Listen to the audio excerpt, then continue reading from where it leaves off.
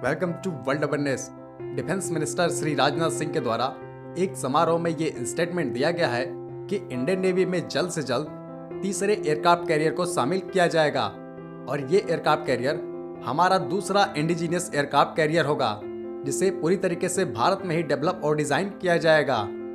हमारा पहला indigenous aircraft carrier INS Vikrant है, जिसे कोचिन शिपयार्ड लिमिटेड के द्वारा बनाया गया है और अब इसे इंडियन नेवी में शामिल कर लिया गया है तथा इंडियन नेवी इसके ट्रायल को भी कर रही है और जल्द से जल्द ये इंडियन नेवी में कमीशन कर दिया जाएगा। अब हम बात करेंगे IAC-2 यानी इंडियन एयरक्राफ्ट कैरियर 2 के बारे में, जिसे बनाए जाने की बात डिफेंस मिनिस्टर श्री राजनाथ सिंह के द्वारा की गई है। इंडियन नेवी और गवर्नमेंट के बीच में काफी दिनों से ये बात चल रही थी कि गवर्नमेंट के द्वारा इंडियन नेवी के लिए एक 60 to 65 टन कैटेगरी क्लास का सुपर कैरियर बनाया जाएगा, लेकिन इंडियन गवर्नमेंट फंड की कमी के कारण इसे डिनाई कर रही थी। लेकिन गवर्नमेंट और इंडियन नेवी के बीच में अब जाके इस बात में समझौता हुआ है कि एक 40 to 45 क्लास टन का एयरक्राफ्ट कैरियर जो INS विक्रांत की कैटेगरी का होगा उसे इंडियन नेवी के लिए बनाया जाएगा।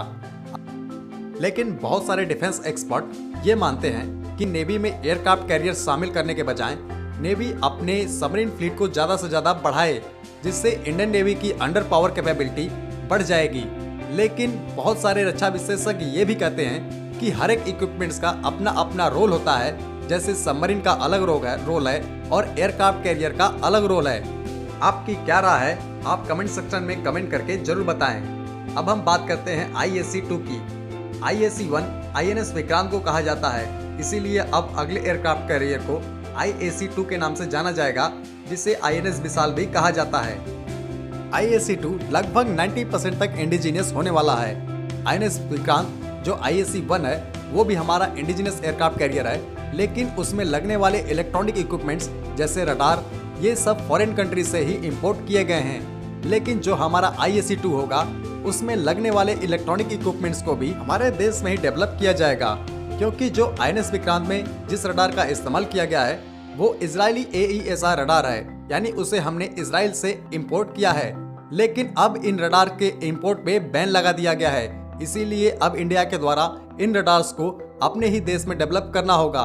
यानी कुल मिला के देखा जाए तो जो IAC-2 होगा वो IAC-1 यानी INS विक्रांत से ज्यादा इंडिजीनियस होगा। INS विक्रांत में जिस स्टील का इस्तेमाल किया गया है उसे हमने अपने देश में ही डेवलप किया है, यानी उसे इंडिया में ही डेवलप किया गया है। जबकि ये स्टील पहले हम रसिया से इंपोर्ट करते थे, लेकिन अब इंडिया के पास ऐसी टेक्नोलॉजी है कि इस स्टील को इंडिया आसानी से बना सकता है।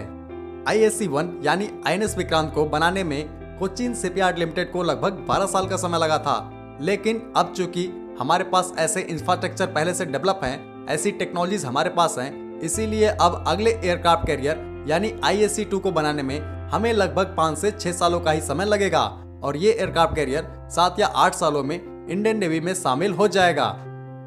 हमारा जो पहला एयरक्राफ्ट कैरियर है INS विक्रमादित्य, जिसे हमने रसिया से लिया है, इसमें भी लगभग 10 या 15 सालों तक ही लाइफ बची हुई है, यानी 10 या 15 सालों के बाद इसे भी रिटायर कर दिया जाएगा।